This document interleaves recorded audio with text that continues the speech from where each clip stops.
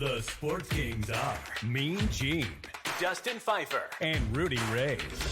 We have all the latest news and analysis on the NFL, NBA, MLB, and more. The Sports Kings are on iHeartRadio every week. You can also listen with Spotify, TuneIn Radio, iTunes, Amazon Music, or wherever you listen to your favorite podcasts. Here are your hosts, Mean Gene, Dustin, and Rudy. All right, folks, once again, we are broadcasting, podcasting, live, whatever you want to call it these days. We're doing something here at Virgin Hotels Las Vegas. The Sports Kings, Mean Gene, Dustin Pfeiffer, and Rudy Reyes, and we are talking AFC East football, but we have a special guest here, and he has agreed to join us throughout the football season. One of the busiest sports writers that CBS sports have. This guy writes all the time. I don't know if he gets any sleep, bless his heart, but hey, I am so happy to introduce senior sports writer for CBSSports.com, covers the Pittsburgh Steelers, Bryan DeArdo. What's up, Bryan? Man, hey, it is a pleasure to be on with you. I'm thrilled that you invited me a little bit ago, and I'm glad we're making it work. And yeah, this time of year, sleep is a little bit minimal, but hey, man, that's the trade-off to cover football, right? And speaking of the Steelers, it might be a less of a burdensome year for me as far as my schedule if they don't make the playoffs. But we'll see. It's a long way to go until we get to that point of the year. I know, Bryan, man, and I got to, hey, I know you're having a baby shower today, right? So for you to even take time out to get away, because I'm not trying to get you in trouble at all, man. When I meet your wife, just tell her, hey, they call me Mean Gene, but I am not mean at all, Bryan. You know that, right? Oh, for sure. You know what? Yeah, no question at all. And I believe that you also have some Steelers history, with you as well. So I know when we met at the Hall of Fame, I think last year we kind of chopped it up, talked some Steelers ball, and I know you also with your Raiders as well. And I will say, talking AFC East, I like what I saw from the Raiders in their first preseason game. I know that it's just one game, but yeah, I think that AFC, this whole AFC in general, the AFC East, the West, AFC is maybe the deepest I've ever seen. The NFC is pretty top-heavy. I think all of us can agree on the top four teams in the NFC. But the AFC, man, they're going to keep us busy all year, aren't they? Well, they definitely are. We look at the AFC East, and I look at this through a very fine microscope in that you don't have anybody leading the way as far as from a quarterback position. This is Josh Allen's AFC East to lose. I think he's the best quarterback within this division. I look at the Jets making headway, of course, with that Zach Thomas injury yesterday, kind of a scary thing for Jets fans. It was an in-and-out move. I watched that game a little bit. I think it's more about Josh Allen, his ability to control the line and just make those passes, and they're on right now, obviously playing against the Indianapolis Colts in Game 1 of preseason. Where do you see Josh Allen, and does Josh Allen own the AFC East, at least at this point, until the regular season, or is this something that he's going to have to find a way to lose in order for it to not be the AFC East for him?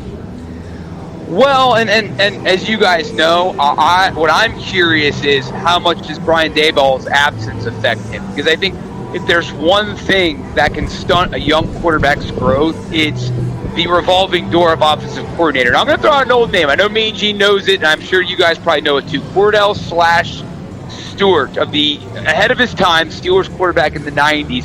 Him and I had this conversation a couple of weeks ago. He had, I think, 4 different offensive coordinators in his first 5 NFL seasons, and that really hurt his growth. You look at Justin Herbert speaking about this division, or that's the AFC West, but you look at Justin Herbert, and, people were worried about all the different offensive coordinators he had at Oregon and then early at the Chargers, and obviously he's overcome that. I'm interested to see how Josh Allen handles that and how the Buffalo Bills handle that. But, yeah, I mean, this guy, you could tell last year, if there were any questions going into 21 about whether or not this guy's an elite quarterback, I think that went out the window. How well he played. Obviously, I still think that New England and Bill Belichick, I mean, they split with them in the regular season. We know they hammered New England in the playoffs, but obviously he still has to contend with them. And Miami's got a very tough defense. And even though Flores is not there, they've retained that defensive staff for the most part, the same defensive coordinator, mostly the same defense. That's going to be no picnic when they go down to Miami. And the Jets, I mean, they're a tough team. I'm not calling anybody dirty, but I watched the preseason game. They're hard-hitting. They're going to be a hard-hitting team. They're a team that's going to try to make a name for themselves and earn respect.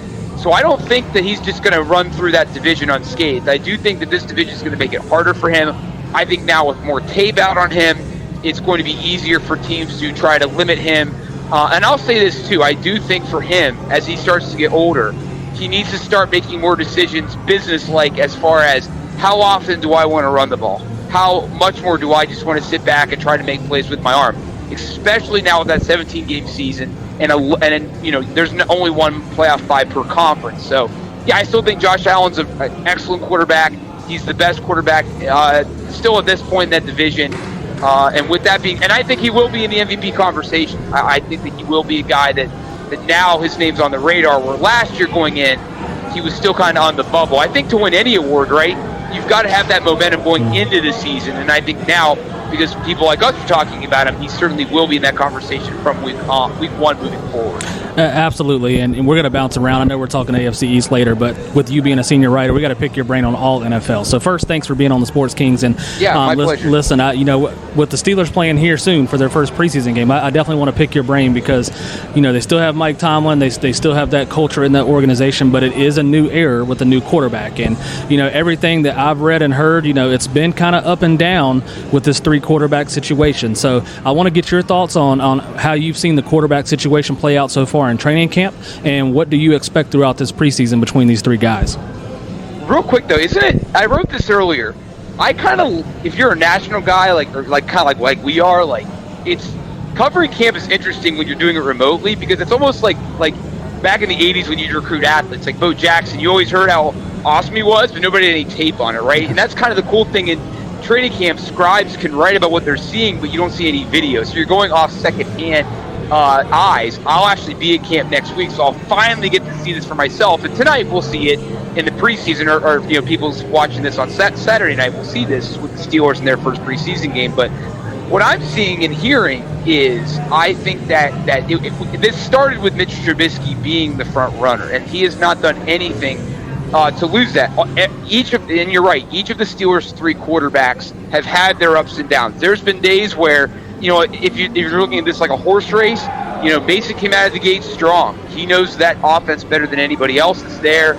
He has shown in the past, his potential, right? He's got a good arm. He's not afraid to make those risky throws. He's got a sense of moxie about him. He started out strong. Mitch struggled, and Kenny didn't even get a chance to race. He was in the stable getting his hair combed or something. So, so he didn't even really get a chance. As this race has started to hit the second turn, Mitch has started to gain his footing. He's finding his stride. He's getting more comfortable in the offense. He's using his athleticism. He is not the most athletic of those quarterbacks. That's Kenny Pickett. And Mason has started to be Mason, right? He started to kind of become the inconsistent, has a good practice, has a bad practice. Kenny looked like the horse that didn't belong in the varsity race and needed to be on the junior varsity squad. Kenny struggled at the beginning, threw a lot of interceptions, but he I think the greatest thing about Kenny is he does not get down on himself. He knows that it's going to be tough. He knows this is the NFL. He knows this is Pitt, and it's going to be hard. And he has really, really developed over this last week. I still think if this race is entering the third turn, it's still Mitch, but Kenny's put pressure on Mason to be the number 2. Wow. Kenny won't be the starter this season unless there's an injury or something, but that's a guy you're high on, Gene. Well, and Brian, you know what? Once again, folks, we are speaking with senior sports writer, CBSSports.com, Bryan DeArdo, covers the Pittsburgh Steelers, although he writes about all of the NFL. Check out this man's work, some of the greatest articles. You want to get the story from the horse's mouth, so to speak. I'm not talking about you, Brian. I'm talking about you talk to the people. I know last week you had a chance to speak with Cliff Branch's sister.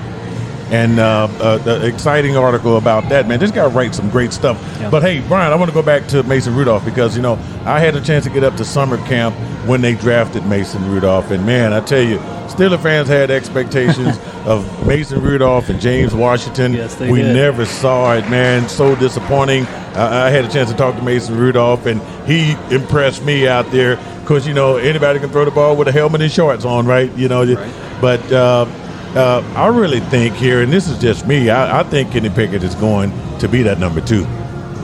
Yeah, I mean, Mike Tomlin, we all saw it. He leapt from the table to draft Kenny, and he looked like a kid on Christmas morning. You know, he was, and there's been nothing to he still speaks that way about Kenny. And again, I think what they love about him, his athleticism. He is hands down the most athletic of those quarterbacks. And I think every quarterback, you see with Joe Burrow, right? They don't get down on themselves when they make mistakes. They know this is the NFL. It's not like high school where you're going to have 8 touchdowns and no picks, right? There's going to be adversity.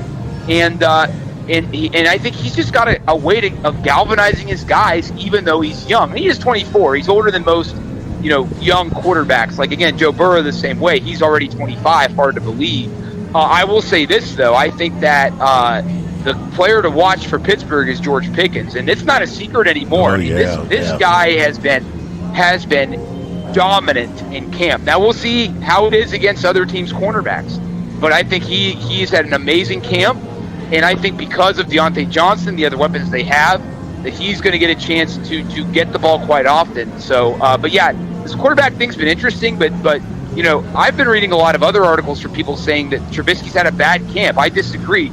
I just think he's gone through some of the learning pains of learning a new offense and playing with new teammates. But I think that he has not done anything to lose that job. But I agree. I think that if anything's happened, the leash is shortened, and whoever is that week 1 starter, it's going to be a short leash because the Steelers have a lot of confidence in their other quarterbacks, Mason included, even though he hasn't really done much to improve his case to be the starter. Well, here's the problem that I have with this. Look, we know what we're going to get from Mason Rudolph. We've seen it time and time again. He's had more than ample enough opportunities behind Ben Roethlisberger, who has sat out with injury. We had the quarterback by committee just a couple of years ago where Mason Rudolph and Josh Dobbs, and we've seen the plethora of quarterback shifts. And I'd like to see running backs by committee, not quarterbacks by committee. Those are two different parts of the landscape. But when you're talking about offense, and man, Pickens was the pick.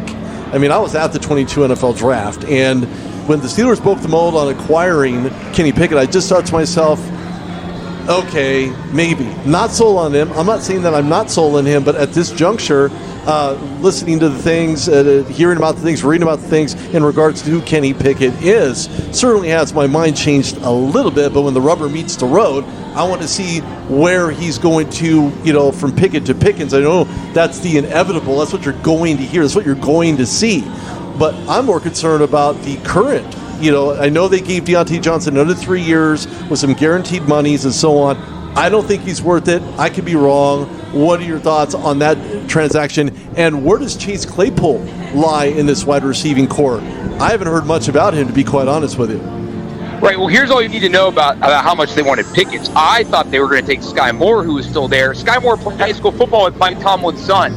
So, I mean, they grew up and they were best friends. So, for them not to take Sky Moore and take George Pickens is all you need to know about that, right? So, right. Now, yeah, so as it relates to, about Deontay Johnson, I thought it was a good move for everybody because they need him for right now, right? They need him for this season. Because I think it would be too much to put the burden of the offense on a rookie and on Chase Claypool after the year that he had. Not to mention, they don't have Juju anymore. They don't have the other guys that could have or even James Washington. There's no other he is the veteran there. So I think that's another reason why they paid him. He is now the veteran voice of that Steelers team. You look at the Bengals, right? Like Tyler Boyd is that for them. I think it's important to have that kind of elder statesman. Yeah. Now, he didn't ask for $20 million, and I said on other shows prior to him signing, he should not be asking for top dollar. His market value, according to Spotrac, is $21 million. I think he's getting $18 million a year. I'm okay with that. It's not a long-term deal, but I do agree with you. I think if the Steelers had it their way, they wouldn't have probably paid Deontay. They probably would pay a George Pickens, or they pay somebody else, or they pay Chase Claypool. With Claypool, he's been too up and down in his career. Last year wasn't a bad year by any stretch, but it didn't live up to his 2020 season. Not to mention, he does bring unwanted attention to that team with how much he speaks. So I think for all those reasons, I think what that did was it made Chase Claypool expendable. I think that's what that did. So at the end of the day, you'll probably live paying Deontay a little bit more if it locks him in, because we can all agree he's a top 15, top 12 receiver. We can all agree. And that's what he's making. That's what that contract is. and it keeps your odds of getting Pickett's higher because you're not going to pay Chase Claypool. To me, that's what that indicated. Yeah, and so listen, we want to continue to bounce around the NFL, and it's the first weekend of preseason. So what does that mean? We get to make crazy predictions, Brian. So I'm gonna put you on the spot a little bit here. Do it. Go ahead and tell me just a couple of teams. One who maybe you see as a strong favorite to really make that run to a Super Bowl, but also maybe give me a team that you see could be a sleeper that could really make a nice run and surprise some people. So I don't think they'll make any. I don't think they'll do a lot. But all right. Here's a sleeper, and let me know what you guys think. I'm impressed with what Philadelphia is doing, and I remember Nick Sirianni's initial press conference being kind of underwhelmed, to put it mildly. I watched their preseason game last night. I think he's kind of hitting his stride as a head coach. I think he's done a good job there. The players have bought in. I don't think picking Philly to do anything is a huge stretch. They made the playoffs last year, right? But I think, they made it as a 7 seed. I think that they can win that division for sure. I know Dallas with Dak and with Zeke and with some of the guys they have, Micah Parsons and Diggs, they're the hot pick. They always are the hot pick, and I think the Commanders are a tough team, and they're going to be good. But right, Carson Wentz is the question mark there, right? But yeah. But I really think Philadelphia could do something. They're a tough team. Their defense is good. They've got just an edge about them. They've got a nastiness to them. I think Jalen Hurts is a really good player, and I think that he's in an offense that suits him. He's comfortable in that offense. They have good weapons. They're deep. I think that the NFC, like I said, I think it's now a team I think is going to disappoint could be Tampa. Their offensive line is going through injuries. Yeah. That's not. I mean, that division. They're lucky they're in that division. If they were in the West, I think they might not even make it out into the playoffs. I think they'd struggle to make the playoffs. But they're in an easy division, and Tom Brady's missing time right now. Right. You hope this, right? I don't know if you like Tom Brady or not. To me, as an NFL historian guy, I think it would be a shame to see his career end badly. But we love Tom Brady. Hey, you know what? I want to piggyback on your Philadelphia Eagles comment. I think we have we did the NFC East yet? I think we haven't done it yet, but we said we're bullish on the Eagles. Yeah, we are. But I agree with you, Brian. And I'll tell you what, though, although I did not like the hit that Jalen Hurts took the other day, because if they're going to win that NFC East, they cannot. He's got to stay healthy. Yeah, he's got to stay healthy, and I know that was a bad penalty hit that because he was clearly out of bounds and everything. But man, hey Brian, I know we can talk to you all day, right? Yeah. And man, it's so much fun because we got to save some of the good stuff here, man. We got a couple of more weeks of preseason, and I know you're going to have some great Steelers information for us. I know you're going to have everything. And then look, I got your article up on Jordan Love. I definitely want to talk about this now. I know, that was an interesting 3 interceptions. I heard that. Yeah, I don't know. We're going to talk about this marriage between Jordan Love and the Packers, because I don't see him staying with the Packers long term. But we'll piggyback on that on the next one. But Brian, man, thanks for taking the time to come on and join the Sports Kings. Enjoy. Tell your wife I really appreciate her for her loaning you to us for about 20 minutes. Okay. Yeah, and congrats again. Yeah, congratulations. Yeah, appreciate that. Yeah, hey, and honored to be on the show. Love talking football with you guys, and I'm looking forward to doing it again. So thanks again for having me. All right, folks. Bryan DeArdo, CBS Sports.com, senior sports writer, joining us here on the Sports King Show.